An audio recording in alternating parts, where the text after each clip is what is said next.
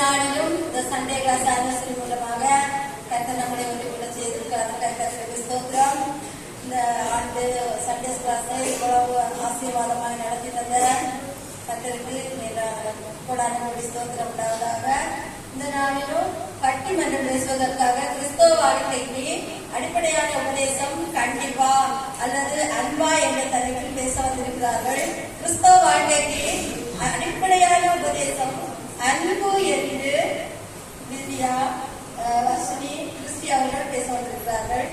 கிறிஸ்தவ வாழ்க்கைக்கு அவசியமான உபதேசம் கண்டிப்பு என்ற தலைப்பில் ஜோயல், ஜாஸ்வா, சினோ ஆகியோர் பேச வந்திருக்கிறார்கள்.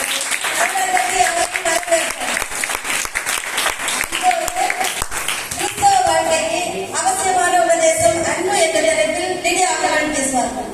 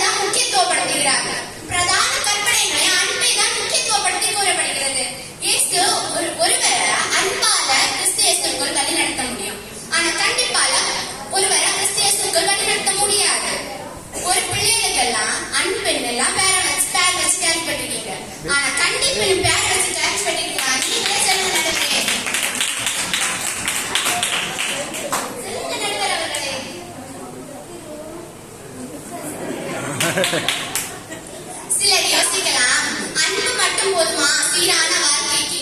அதுக்கு ஆன்சர்னா அன்புதான். ஏன்னா அன்பு சகலத்தையும் சகிக்கும், பொறுமையுடையது, பொறாமை இல்லாதது, அன்பு இருக்கிறவங்களுக்கு கோபம் வராது என்று 1 கொரிந்தியர் 11ஆம் அதிகாரத்தில் வேதம் தெளிவாக கூறுகிறது. ஏதாவது டவுட் இருந்தா எடுத்து பார்க்கலாம். பேதுரு இயேசுவை 3 தரம் மறுதலித்தார். இயேசுவின் மரணத்துக்கு அப்புறமும் முதலில் மீன் பிடிக்க சென்றவர் இந்த பேதுருதான். அவர் ஆனா ஏசப்பான அன்பான பார்வையாலும் அவருடைய நீ என்னை நேசிக்கிறாயா என்ற வார்த்தையாலும் தான் பேதுரு இயேசுக்காக தைரியமா நின்றது. அவனை பிரதான அப்போஸ்தலராக மாற்றியது. இதுக்கெல்லாம் இந்த கிறிஸ்தவ வாழ்க்கைக்கு அன்பான உபதேசம் தான் முக்கியம். அதுக்கெல்லாம் விவாதமே தேவையில்லை நடுவர் அவர்களே. நீங்க எங்களுக்குதான் கிறிஸ்தவ வாழ்க்கைக்கு அன்பான உபதேசம் தான் முக்கியம் என கூறி என்னுடைய வாதத்தை முடிக்கிறேன். நன்றி.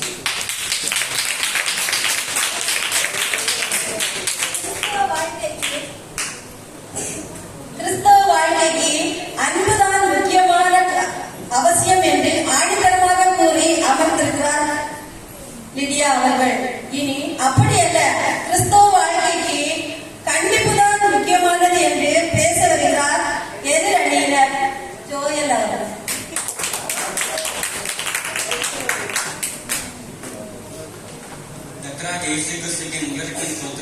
அடுத்ததாக கிறிஸ்தன் வாழ்க்கைக்கு அவசியமான உபதேசம் கண்டிப்பை தீர்ப்பு கூற இருக்கும் நடுவர் அவர்களுக்கும்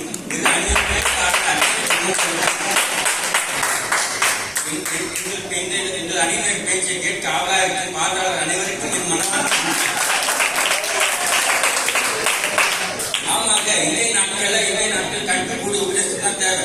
ஏன்னா நம்ம அன்பா இருக்கிற இதையும் அவங்க கேட்க மாட்டாங்க. இப்ப பாஸ்டர் குறிப்பிட்ட இருந்து ஃபயர்ல பேசினா அடுத்த வாரம் 9:30 10 மணிக்கு சர்ச்சு வரவங்க 9 மணிக்கே வந்துடுவாங்க சர்ச்சு.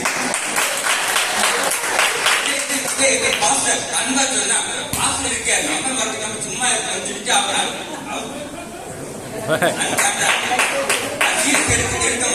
சரி நம்ம பேர் கொஞ்சம் பார்ப்போம். முன்னூத்தி 57 அந்நியர்களை மற்றவர்களுக்கு பயமுண்டாகும்படி பாச்சிலர்களுக்கு எல்லாருக்கும் முன்பாக கடந்து புறப்படும். என்ன செய்யுதுன்னா மற்றவர்களுக்கு பயமுண்டாகும்படி பாச்சிலருக்கு எல்லாருக்கும் முன்பாக கடந்து புறப்படும். பாவம் செய்தவர்களுக்கு எல்லாமே பட்டு கண்டிப்பா கேட்க மாட்டாங்க. நம்ம பாஸ்டர் சொல்லிட்டு அவன் வழியிலே போயிட்டே இருக்கான். அடுத்ததாக தீத்து 1:14 விசுவாசத்தில் ஆரோக்கியமுள்ளவர்கள் ஆகும்படி நீ அவர்களை கண்டிப்பாய் கடந்து கொண்டு கூறப்பட்டிருக்கு. நம்முடைய ஆவிக்குரிய வாழ்க்கையில பேசிக்கான ஒன்று விசுவாசம். அந்த விசுவாசத்துல நம்ம பலனடைனா கடந்து கொண்டதெல்லாம் அவசியம் பேரு நமக்கு தெளிவா சொல்லுது. நம்ம டெய்லி சாப்பாடுல சிக்கன் மட்டன் பிரியாணி நூடுல்ஸ் சாப்பிட்டா நமக்கு என்ன ஆகும்? வயிறு வைக்கிறது பாத்திரமே இருக்கும். என்ன கசப்பான உணவுகளை நம்ம சாப்பிட்டாதான் நம்ம உடல் ஆரோக்கியமா இருக்கும். நீதிமன்றங்கள் 10 புத்திமதிகளை காத்துக் கொள்கிறான், ஜீவவழியில் நடக்கிறான், ஜீவவழியில் இருக்கிறான், தண்டனை வரைக்கும் மோசம் போகிறான். மேலும் ஊழியக்காரர்கள் நம்ம சொல்லும் போது தீத்து 2:5 நீதிகளை பேசி பொறுத்து சகல அதிகாரத்தோடு கடந்து ஒருவன் முன்னே அசட்டை பண்ணாதிருப்பனாக அசட்டை பண்ண இடப்படாதிருப்பாக கூறப்பட்டிருக்கிறது. இதுக்கு மேல வேற என்னங்க வேணும் உங்களுக்கு? என் பிள்ளைகளுக்கு அன்பா சொல்லு, அவங்க அப்பதான் கேட்பாங்கன்னு சொல்லுங்க. நீ கடந்து கொள், அப்பதான் அவங்க மதிப்பாங்கன்னு சொல்றாங்க. இதுல இருக்க கண்டிப்பான உபதேசம் தேவையான கருத்தை நம்ம சொல்லியிருக்கிறார். எனக்கு கிறிஸ்தவர்களுக்கு அவசியமான உபதேசம் கண்டிப்பா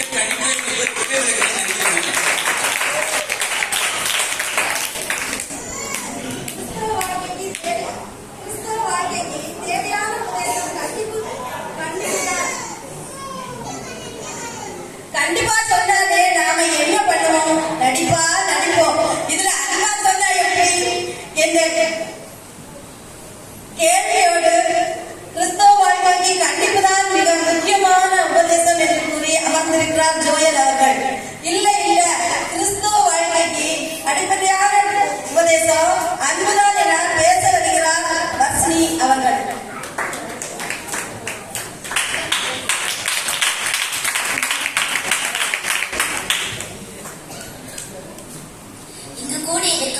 போதகர், ஆசிரியர்கள், சபையார் அனைவருக்கும் என் அன்பான முதற்கண் வணக்கத்தை தெரிவித்துக் கொள்கிறேன்.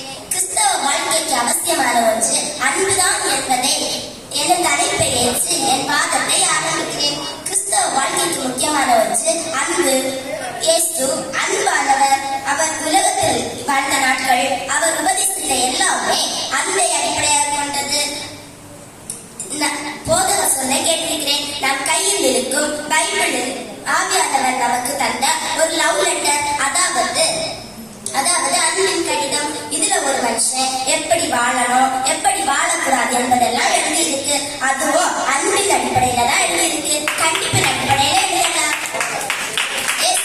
மனுஷனா பூமிக்கு வந்தது கூட நம்ம மேல உள்ள அன்பு நல்லதாங்க. ஏசு பூமிக்கு வந்து அன்பா வாழ்ந்து அன்பை போதிட்டு சிலுவ மரணத்துல கூட அன்பைதான் காட்டி போயிருக்காது. அதுபோல நம்மளும் அன்பாதாக இருக்கணும். நாம இங்க கூடி வந்திருக்கிறது கூட அன்புனால நாங்க. அன்பு இல்லைன்னா நாம இங்க வந்திருக்கவே மாட்டோம். ஏசு பூமியில வாழ்ந்த நாட்கள்ல அன்பான அந்த இயேசுவின் உபதேசத்தை கேட்க வேண்டி ஒரு கூட்டம் ஜனங்கள் அவரை பின்பற்றி போச்சு. இதே இயேசு அந்த இடத்துல கண்டிப்பா இதை திருப்பி இவ்வளவு கூட்டம் மக்கள் பின்பற்றியே போயிருக்காது. நம்ம தேச தந்தை என்ற போச்சப்பட மகாத்மா காந்தியோட வரலாற்றுல கூட அவர் ஒரு நாள் பைபிள் வாசித்து இருக்கும் போது மலிப்பிரசங்கம் வாசித்திருக்காரு. அதிலே முக்கியமாக சாந்த குணமுள்ளவர்கள் பாக்கியவான்கள், அவர்கள் பூமியை சுதந்திரித்துக் கொள்வார்கள் என்று எழுதியிருக்கிற அந்த வசனத்தை, அதாவது அந்த அன்பின் வசனத்தை அதை வாசித்து நம்ம தேசத்துக்கு அகிம்சை முறையில சுதந்திரம் பெற்று தந்தாரு. இப்படி ஒரு உலகத்தானே இயேசுக்கு அன்பு மாற்ற முடியும்னா கண்டிப்பா இதை மாற்றவே முடியாது. கண்டிப்பு பேசுறாங்க. சபையில ஒருத்தரை தப்பு செஞ்சா கண்டிக்கணும்னு பேசுறாரு. அப்படி தப்பு செய்யப்போ சபை நடுவில் அவங்களை கண்டிக்கும் போது என்ன ஆகும்? நீங்களே சொல்லுங்களா. முதலாவது அவங்களுக்கு மனஸ்தாபம் வருது. மனஸ்தாபம் வரும். அடுத்து அதுலயே முக்கியமா சபையில ஒரு பெரிய கிறிஸ்தல் வருது. அதெல்லாம் எதிர்த்துங்க. நீங்களே யோசிங்க.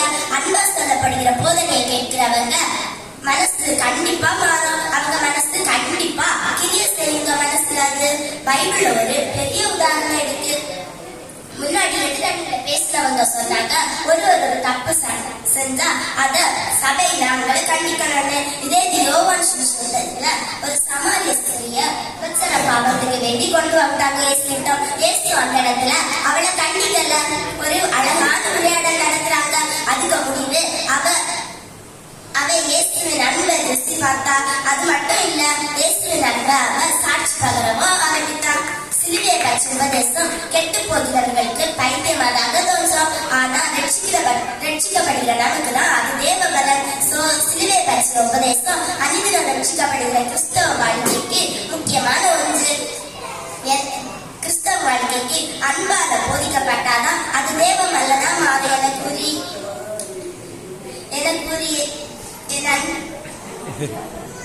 உபதேசம் அன்பே அன்பே என கூறி விடைபெறுகிறேன். நன்றி, வணக்கம்.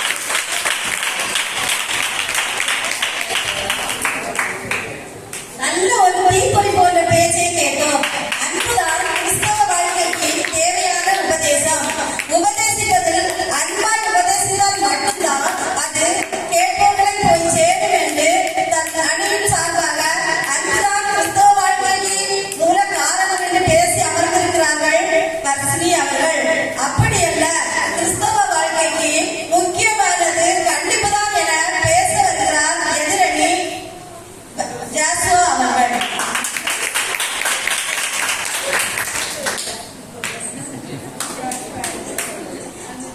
மாலைகளில் கூடியிருக்கிற மனிதர்களுக்கும் ஆண்டவராகிய இயேசு கிறிஸ்துவின் நாமத்தில் நன்றி வாழ்த்துகிறேன்.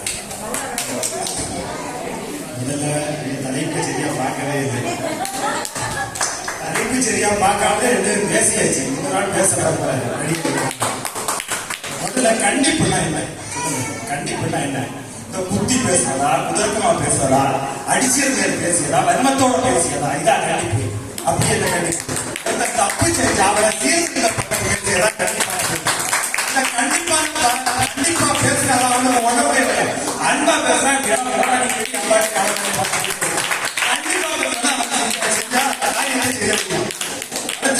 கண்டிப்பா பத்தி நீங்க தெரிஞ்சிருந்தா இப்ப பேசிக்க மாட்டேங்கிறீங்க.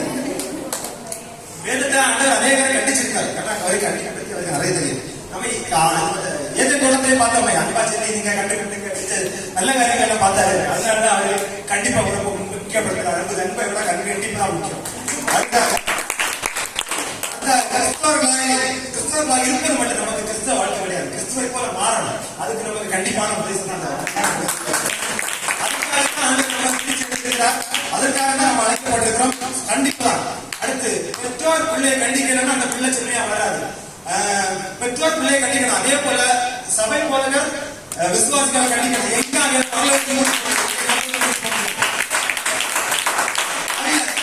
பேசுறாங்கல்ல அன்பு அன்பு ஆண்டர் அஞ்சு கஞ்சி கல்யாணம் போறாரு. கேட்டு அஞ்சு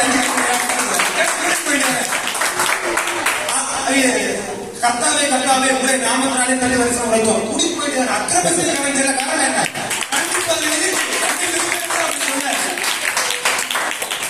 சப்பீரா அனனியா சப்பீரா வஞ்சிச்சு வச்சிடும். மன்னிச்சு எடுத்துக்கலாமே.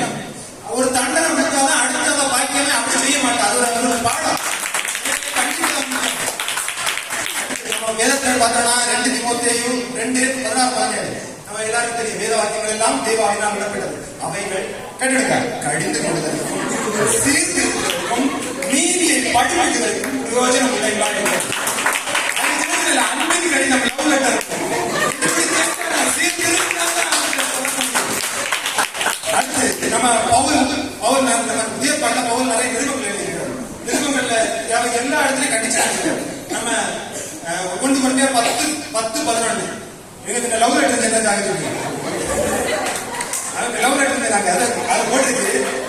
அவைகள் எல்லாம் திருஷ்டாந்தமாக அவர்கள் சம்பவித்தது உலகத்தின் முடிவு என்றும் இருக்க நமக்கு எச்சரிப்பு உண்டாகும்படி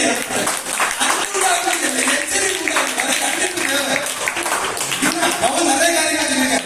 அடுத்து 2 Thessalonians 3:6 ஒழுங்கற்று நடக்கிற எந்த சகோதரியும் கூட உறவு வச்சா எந்த ஒட்ட அது கண்டிப்பா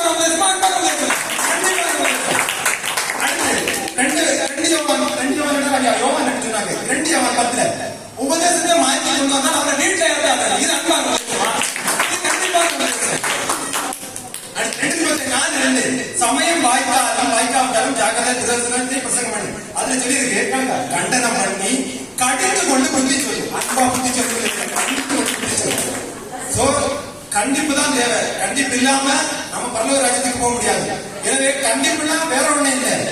நம்முடைய தவறுகளை சொல்லி காட்டி தவறுகளை உணர்த்தி நம்ம விசுவாசத்தில் வளர அந்த ராஜ்யத்தை பரலோக ராஜ்யத்துக்கு போக தேவை. கண்டிப்பு தான் தேவை. எனவே கிறிஸ்தவ வாழ்க்கையில் அவசியமான உபதேசம் கண்டிப்பு கண்டிப்பு கண்டிப்பு.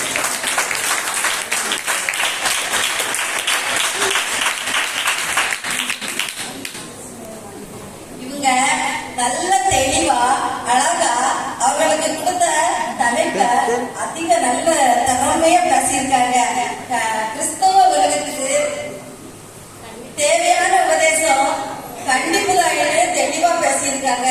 ஆனா அது அப்படி அல்ல. கிறிஸ்தவ வாழ்க்கைக்கு மிக முக்கியமான உபதேசம் அன்புதான் என்று பைனலாக பேச வருகிறார் கிறிஸ்டி அவர்கள்.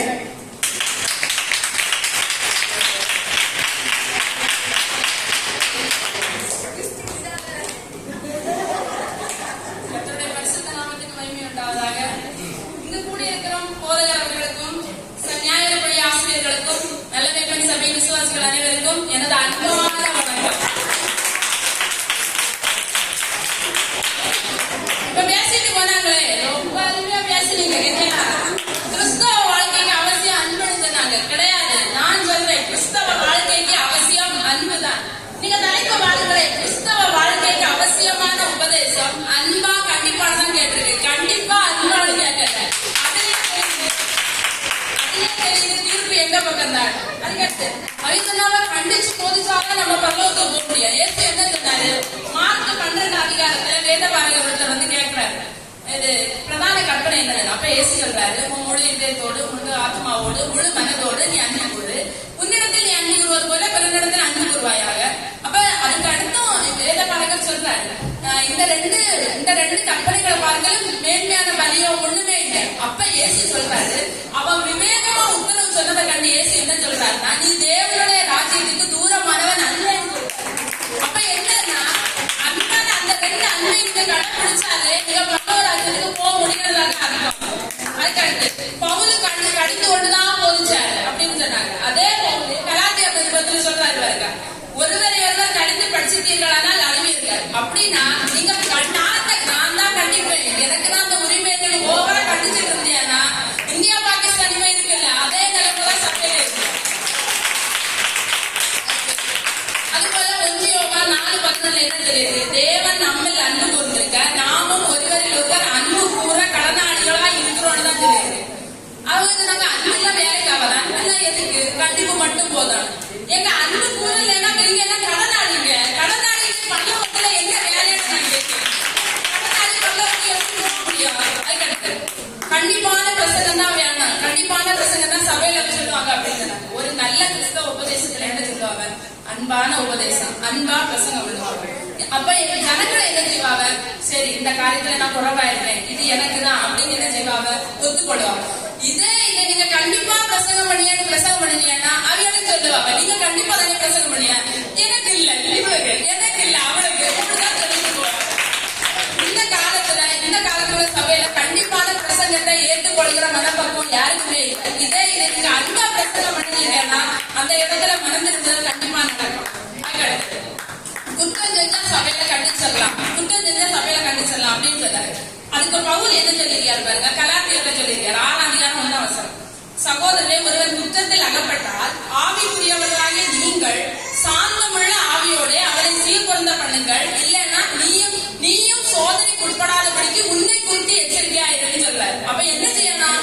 நீங்க கண்டிச்சோட ஒரு பிரயோஜனம் இல்லை. ஒரு ஆள் ஒரு தப்பு பண்ணினா அவரை ஆவிக்குரியவர்களாகிய நம்ம சாந்தமுள்ள ஆவியோட அவரை சீர்பொருந்த பண்ணணுமே தவிர நீங்க கண்டிச்சு விட்டீங்கன்னா நீ போற பக்கம் போனா என்ன பண்ண போவேன்னா பவுல் மட்டும் இல்ல, பேதுரு என்ன சொல்லியிருக்காரு? எல்லாவற்றுக்கும் மேலாக ஒருவரில் ஒருவர்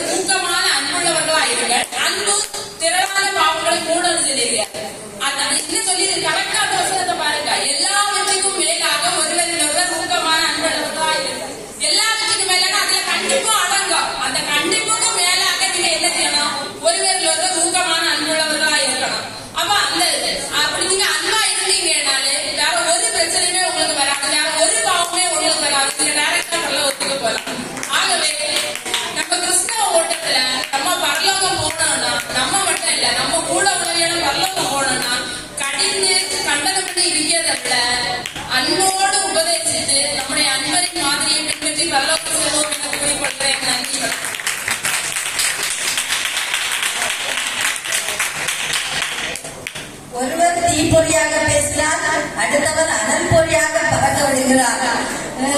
அன்புதான் பிரதானமானது என்று முக்கியமான உபதேசம் என்று பேசி அமர்ந்திருக்கிறார் கிறிஸ்டி அவர்கள்.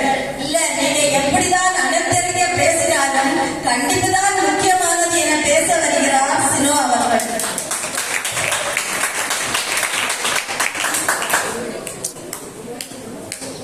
அனைவருக்கும் இயேசு கிறிஸ்துவின் நாமத்தில் வாழ்த்துக்களை தெரிவித்துக் கொண்டு என்னுடைய விவாதத்தை முன்வைக்கிறேன். நடுவர் அவர்களுக்கு தனியாக வாழ்த்துதல் சொல்லி ஐஸ் வைக்க எனக்கு விருப்பம் இல்லை.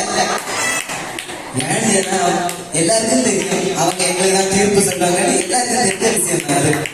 எனக்கு முன்பாக பேசின எதிரணியின் தலைவர் தலைப்பை சரியாக புரிந்து கொள்ளவில்லை.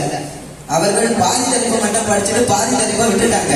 மொத்தத்திலே அன்பா கண்டிப்பா அததான் பேசுறாங்களே தவிர கிறிஸ்தவ வாழ்க்கைக்கு உண்மையான அவசியமான உபதேசத்தை விட்டுட்டாங்க. நாம் எல்லாரும் கிறிஸ்தவ வாழ்க்கை கிறிஸ்துவின் அண்ணன் தான் ரட்சிக்கப்பட்டு கிறிஸ்தவ ஜீவியத்தில் வந்திருக்கிறோம். தொடர்ந்து நடத்தி செல்ல தேவையான உபதேசம் அன்பா கண்டிப்பான்னு கேட்டா கண்டிப்பான உபதேசம் தான் தேவை. அதுக்கு அவங்க உங்களா பெரும்பாலும் அடிக்கடி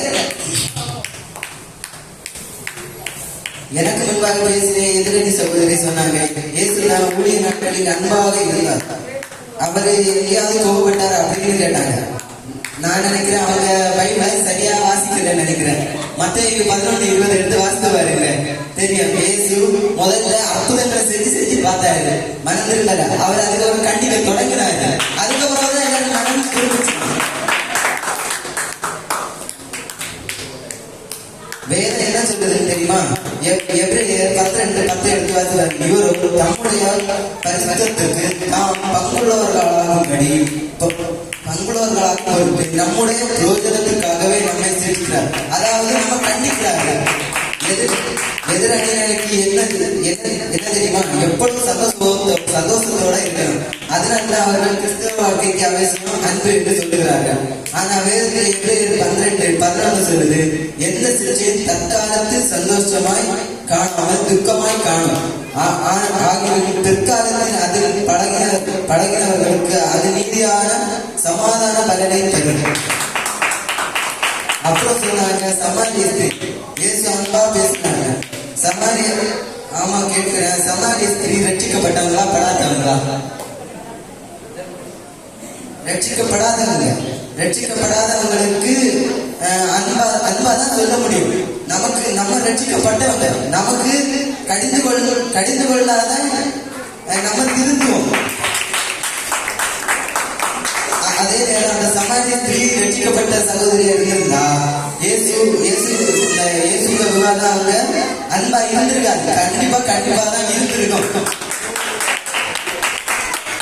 அப்புறம் சொன்னாங்க, ஊழியக்காரர் கடிந்து கொள்ளும் போது அது எனக்கு இல்லை உங்களுக்கு அப்படின்னு தள்ளி விட்டு போவாங்க. அது உபதேசத்தை ஏற்றுக்கொள்ள மன இல்லத்தினாலதான் தள்ளி விட்டு போறாங்க. சாந்தமுள்ள இதயத்தோடு சீர்பொருத்த பண்ணுங்க என்று வேதம் சொல்றது உண்மைதான். ஆனா கடிந்து கொள்றாங்க என்பதற்கு அவங்க கோபப்படுறாங்க அப்படின்னு அர்த்தம் இல்லையே. அன்பு இருக்கிற இடத்துலதான் கடிந்து கொள்ளுதல் இருக்குது. கண்டிப்புன்னா என்ன? கண்டிப்புக்கு அர்த்தம் என்னது? கடிந்து கொள்ளுதல் அது உங்களுக்கு முதல்ல தெரியுமா? சீர்படுத்துதல். கடிந்து கொள்ளுதல்னா சீர்படுத்துதல்னு அர்த்தம். பேதுரு இயேசுவோடு கூட சீஷனா 3 வருஷ காலம் இருந்தாரு. இயேசுவின் கடைசி நாட்கள்ல சீஷர்களிடம், நான் என் பிதாவினிடத்திற்கு போகிறேன், என்னை சிலுவையில் அறைவார்கள் என்று ஏசப்பா சொன்னார். அப்போ பேதுரு அவரை தனியே அழைச்சிட்டு போய் அவரை கடிந்து கொள்ள ஏசு அவர்கிட்ட அன்பா சொன்னாரு. இல்ல, அவரு எனக்கு பின்னால போ சாத்தான கடிந்து கொள்ளதான் செஞ்சாரு. அவர்கிட்ட பேதுருவிட்ட அன்பா சொல்லிருந்தா அவர் விளையாட்டுத்தனமா திருப்பி அதை மீண்டும் அதை சொல்லியிருப்பாரு தவிர அதான் சீரியஸா எடுத்துக்க மாட்டாரு. அடுத்து சொன்னாங்க, சபையில கண்டிச்சா பாகிஸ்தான் இந்தியா பாகிஸ்தான் பிரிவின மாதிரி மாறிடுவான். எப்போ பார்த்தாலும் அன்பை காட்டி இருந்தா இந்தியா பாகிஸ்தான்ல இஸ்ரேல் ஹமாஸ் போராட்டம் எப்பொழுது இருக்காங்க. இந்தியா பாகிஸ்தான் எப்பொழுது ஒரு சின்ன சின்ன போர் நடக்குது. அங்க இஸ்ரேல் ஹமாஸ் எப்பொழுதுமே நடந்துட்டே இருக்குது. நான் ஒரு கதையை சொல்லி என்னுடைய உரையை முடிக்கிறேன். ஒரு குழந்தை உடம்பு சரியில்லை. அந்த குழந்தைக்கு காய்ச்சல், சளி, இருமல் எல்லாம் இருக்கு. பக்கத்து வீட்டுல உள்ள குழந்தைக்கு பிறந்த நாள். அப்ப அந்த குழந்தையோட அம்மா கேக்கு, ஐஸ்கிரீம், முட்டாசி எல்லாம் கொண்டு இந்த அம்மாட்ட கொடுக்கணும். இந்த குழந்தை அம்மாட்ட அவைய வாங்கி ஏதாவது வச்சிடும். அந்த நேரம் அந்த குழந்தை பார்த்து அது கேட்டு எனக்கு தாங்க அந்த குழந்தைங்க அம்மா வச்சு உனக்கு உடம்பு சரியில்லை, நீ அதை சாப்பிட்டா பாரு. அந்த அம்மா பார்க்காத நேரம் அந்த குழந்தை அதை எடுத்து சாப்பிட்டு அதனால அந்த குழந்தைக்கு இருமல், காய்ச்சல் கொஞ்சம் கூட தான் செஞ்சே தவிர குறையில்லை. அப்ப அந்த குழந்தைக்கு அம்மா அந்த குழந்தைய அடி பிடிக்குது. ஏன்னா அந்த குழந்தை தப்பு செஞ்சு அந்த கேக்கு கொடுத்த குழந்தைங்க அம்மா அந்த நேரம் பார்த்து அடி பிடிக்கிறதா. அப்ப அவங்க இவங்கள்ட்ட வந்து கேட்டாங்கன்னா, ஏன் உனக்கு மனசாட்சி இல்லையா, ஒரு குழந்தை தானே இது, நீ எதுக்கு குழந்தைய அடிச்சியா அப்படின்னு இப்படி அடிச்சு கேட்கணும். ஆனா அவங்களுக்கு தெரியும் இந்த குழந்தைக்கு உடம்பு சரியில்லைன்னு. தூரத்துல இருந்து பார்க்கிற அவங்களுக்கு அந்த அம்மா பாசம் இல்லாதவங்க, இறக்கை இல்லாதவங்க அப்படின்னு தெரியும். இததான் நான் சொல்றேன். நீங்க தூரத்துல இருந்து பார்க்கும்போது ஏன் கடிந்து கொள்றாங்கன்னு தெரியாது. கிட்ட வந்து கரெக்டா பாருங்க. கடிந்து கொள்வதுக்கு உண்மை உங்களுக்கு தெரியும். கடிந்து கொள்வதுதான் மறந்திருப்பதில் இருக்குது. எனவே கிறிஸ்தவ வாழ்க்கைக்கு அவசியமான உபதேசம் கண்டிப்பு என சொல்லி விடைபெற்றேன். நன்றி, வணக்கம். கிறிஸ்தவ வாழ்க்கைக்கு அடிப்படையான உபதேசம் கண்டிப்பு தான் என பேசி அமர்ந்திருக்கிறார் சினோ அவர்கள். இரு தரப்பினரும் அருமையாக பேசினார்கள். தங்களுக்கு கொடுக்கப்பட்ட தலைப்புக்கு இணங்க அதிக தெளிவாக பேசினார்கள்.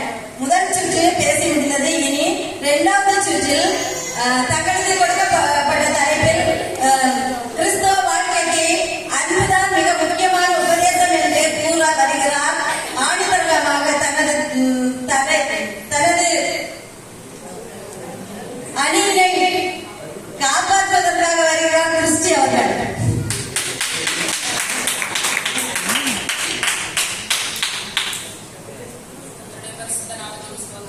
இது வந்து எங்க அணிக்கு தரப்பாக நான் மட்டும் பேச வந்திருக்கேன். கடைசியாக கிறிஸ்தவ வாழ்க்கைக்கு அவசியமான உபதேசம் அன்புதான் வலியுறுத்தி பேச வந்திருக்கிறது. சரியா? பட்டிமன்றத்தின் தலைப்பை நாங்க சரியா பார்க்கலையா, பார்த்துருந்தா ஒழுங்கா பேசியிருப்போம் அப்படின்னு சொன்னாங்க. அதை நான் வன்மையாக கண்டிக்கிறேன். அப்போஸ்தலனாகிய பவுல் 1:13 எழுதியிருக்கிறார். என்னது நிறைய இருக்கிறது. அன்பு பொறாமை இல்லை, அன்பு சகலமே இருந்தாங்க. இது எதுக்கு எழுதியிருந்தாரு? அந்த கொரிந்து சபையில உள்ள எல்லாருமே ரட்சிக்கப்பட்டவர்கள். அவர்களுக்கு அன்பின் உபதேசம், அப்படி ஒரு உபதேசம் தேவை. அதனாலதான் அப்படி அன்பின் உபதேசம் அந்த ஒரு அதிகாரம் ஃபுல்லா அன்பை போக்கஸ் பண்ணி எழுதியிருக்கிறாரு. இதுல வேற தெரிவித்தாலும் நாங்க சும்மா அன்பு மட்டும்தான் தெரிவித்தோம். பவுல் கலாத்தியர்ல என்ன சொல்லியிருக்கிறாரு? 5:14 ஒரு இடத்துல நீ அன்பு கூறுவது போல பிறரிடத்தில் அன்பு கூறுவாய். அந்த ரெண்டு அன்பின் அந்த பிரதான கற்பனையிலேயே எல்லா நியாய பிரமாணமும் அடங்கி இருக்கு அப்படின்னு சொல்லியிருக்கிறார். அப்படின்னா என்னன்னா, இந்த ரெண்டு கற்பனைகளையும் நம்ம கை கொண்டா பரலோகத்துக்கு போலாம். இன்னொன்னு என்னன்னா, இந்த ரெண்டு கற்பனைகளை கை கொண்டாலே, இந்த ரெண்டு அன்பு நம்மள்ட இருந்தாலே கண்டிப்புக்கு அந்த வேலையே இல்லையே. அதுக்கு மேல கண்டிப்புக்கு அந்த என்ன வேலையில அதே மாதிரி சொல்லிட்டு களவு செய்யாத, கொலை செய்யாத, இந்த எல்லா கற்பனைகளையும் நீங்க கை கொண்டா ஒண்ணுல மீறினா என்ன ஆகும்? எல்லாத்துலயும் மீறி எதுக்கு நீங்க சமம். அதுக்கு பேசாம ஒரே அன்பு கூர்ந்துட்டாலே வேற ஒரு பிரச்சனை இல்லையே. இந்த கற்பனைகளை எல்லாம் கை கொண்டதுக்கே சமானமா வந்துடும். அதுக்கப்புறம் பாத்தீங்கன்னா அன்பான உபதேசம். இந்த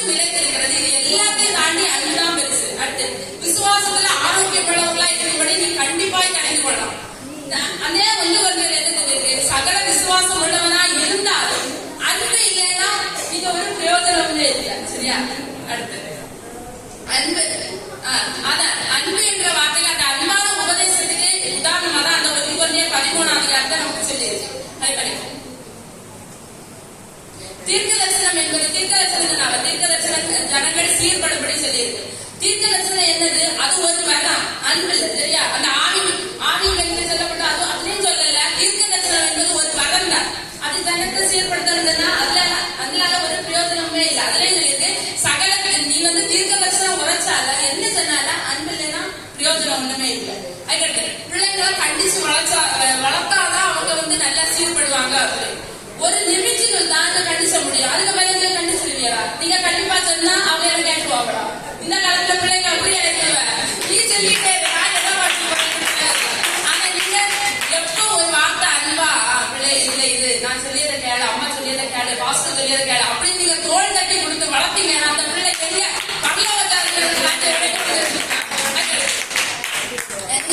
கண்டிப்பு இவ்வளவு பேசுதே கண்டிப்புக்கு பின்விளைவு என்னன்னு தெரியுமா? அதனால இப்ப நிறைய சபையில நடக்குது. உதாரணத்துக்கு கண்டிப்பா பிரசங்கம் பண்ணா ஜனங்கள் அதை ஏற்றுக்கொள்ளல. பக்கத்துல சபை இருக்குன்னு அங்கெல்லாம் ஓடி போறாங்க. இந்த இதுல கண்டிப்பு தேவையா?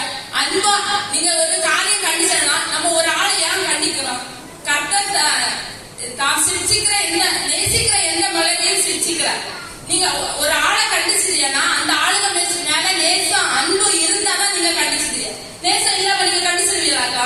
அப்ப அது கண்டிப்பு இல்லைங்க, அது வன்மத்தை தீட்டியது, கோபத்தை தீட்டியது. இளையகுமாரன் தகப்பனை தேடி வந்தார். இதே இந்த தகப்பன் கொஞ்சம் ரவுடியா கொஞ்சம் கண்டிப்பான ஆளா இருந்திருக்கு. இளையகுமாரன் கொஞ்சம் பாதி தூரம் வந்தோட இல்ல துறப்பா எடுத்து போடுறாங்க. அவரை வீட்டுக்கு அதே இது அவர் அன்பா இருந்தனாலதான் அந்த இளையகுமாரன் திரும்ப தகப்பனை தேடி வந்தார். என்ன ஏற்றுக்கொள்வாரு, நான் வேலைக்காரனா என்னை ஏற்றுக்கொள்ளுங்கன்னு சொன்னாலும் அவர் குமாரனா ஏற்றுக்கொள்வார்னு தைரியம் அவருக்கு ஏன் வந்தது? அவரு தகப்பன், அவருக்கு அந்த தகப்பனுக்கு அன்பு தெரியும். அதனாலதான் அவர் திரும்ப ஓடி வந்தார். இப்ப ஒரு சபையில போதகர் ஒருத்தவங்க கண்டிச்சார். எதனால கண்டிச்சார்? அவங்க சொல்லுவாங்க நான் உங்களை அன்பு நிமித்தமா தான் கண்டிக்கிறேன், சரியா? அப்ப எல்லாத்துக்கும் முன்னாடியுமே அன்புதான் இருக்கு, சரியா? அடுத்து சொன்னாங்க எப்போ டெய்லி பிரியாணி இருந்தா ஏதோ இடத்துல வெயில் போவோம். சாப்பாட்டுக்கு பாவக்காய் தொக்க எப்போ சரி சாப்பாட்டுக்கு நம்ம என்ன செய்வோம்? பாவக்காய் தொக்க சாப்பிடுது. இப்ப ஒரு நாள் டெய்லி பிரியாணி செய்ய குழப்பம் இல்லை. என்னது ஒரு நாள் பாவக்காய் தொக்க வச்சோம், சரி வீட்டுல. அப்ப என்ன செய்வோம்?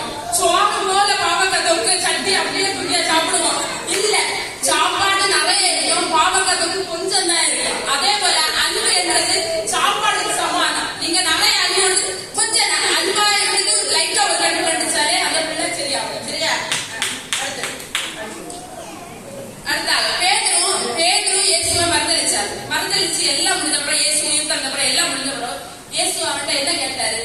நான் கண்டிச்சதுனால நீ கோபமா இருக்கிறீங்க கேட்டாரு? இல்ல, இயேசு 3 தடவை கேட்டாரு. பேதுருவே நீ என்னிடத்துல அன்பா இருக்கிறாயான்னு தான் கேட்டாரு. எதன் மேல கோபமா இருக்கிறியான்னு கேட்டாரு. ஒரு மனுஷன் ரட்சிக்கப்படணும்னா அவர் ரட்சிக்கப்பட்ட பிறகு நித்திய ராஜ்யத்துக்கு போகணும்னா அன்புதான் முக்கியமான அவசியம். ஆகமத்துல அன்பு இல்லைன்னா கண்டிப்பு இல்லவே இல்லை.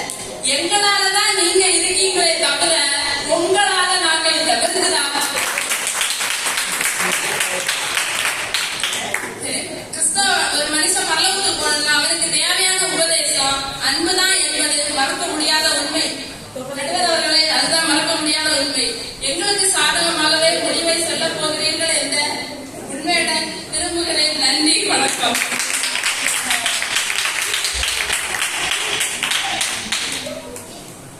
எங்களால் தான் நீங்கள், உங்களால் நாங்கள் அல்ல. அதாவது அன்பினால் கண்டிப்பு, கண்டிப்பினால் அன்பு அல்ல, கண்டிப்பான உபதேசத்தினால் அல்ல என்று தங்கள் அணியின் சார்பாக ஆணித்தரமாக பேசி அமர்ந்திருக்கிறார் கிறிஸ்டி அவர்கள். அப்படி அல்ல, கண்டிப்பான உபதேசம் தான் கிறிஸ்தவ வாழ்க்கைக்கு முக்கியமானது என அவசியமானது என பேச வருகிறார் ஜாஸ்வா.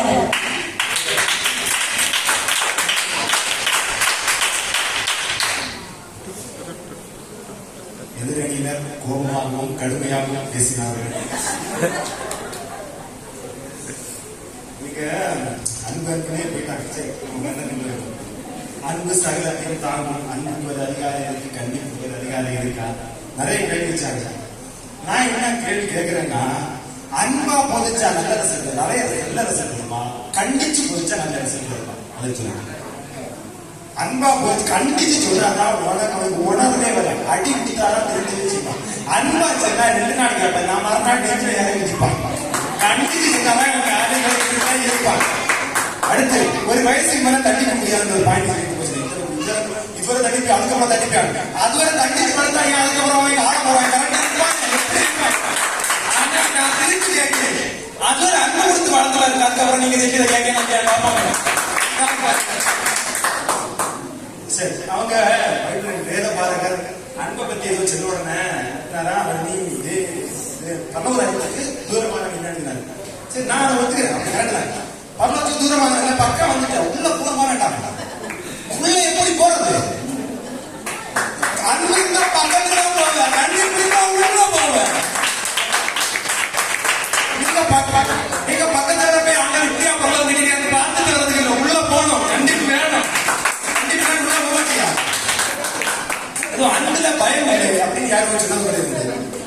நான் பயம் இருந்தா தான், கண்டிப்பு இருந்தா தான் அந்த இடத்துல பயம் இருக்கு. ஆண்டவருக்கு பயப்படணுமா இல்லையா? அப்ப அவர் கண்டிப்பா இருந்தா தான் நம்ம பயப்பட, நம்ம அவர்கிட்ட பயம் இருக்கும். நீங்க எல்லாரும் இயேசு அன்பாக இருக்கிற வசனம் தான் தெரியும். நம்முடைய தேவன் பட்சிக்கிற அக்கறையோட வசனம் தெரியாது.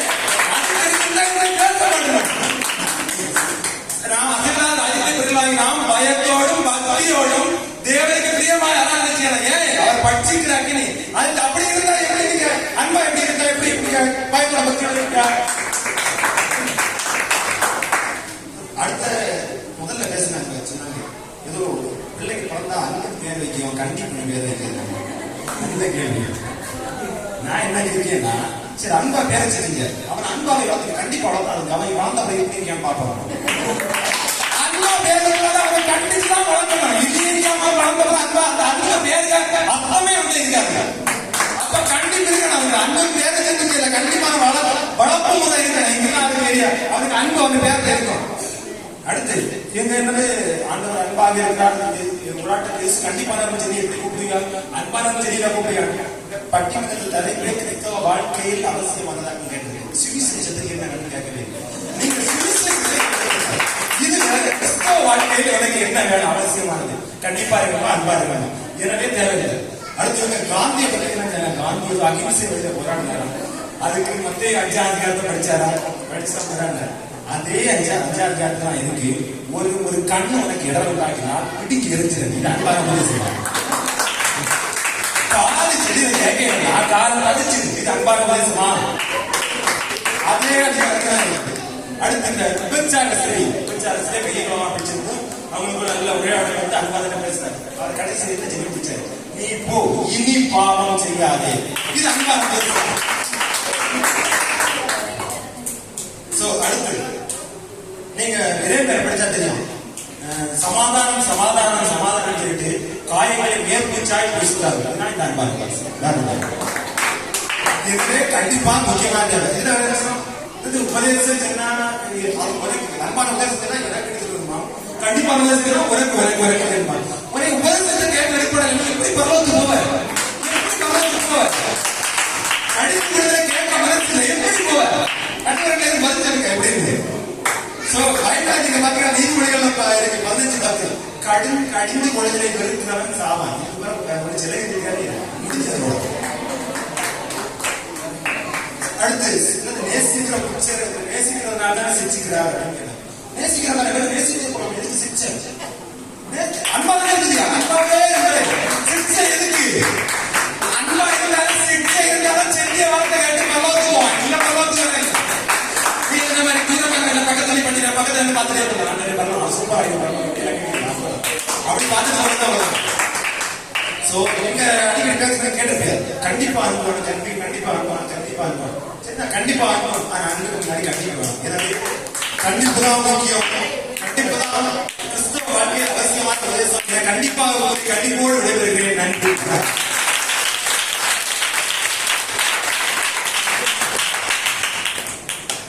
கிறிஸ்தவ வாழ்க்கைக்கு கண்டிப்பான உபதேசம் அவசியமானது என்று கண்டிப்பான பிரசங்கா நீங்கள் பேசி அமர்ந்திருக்கிறார்.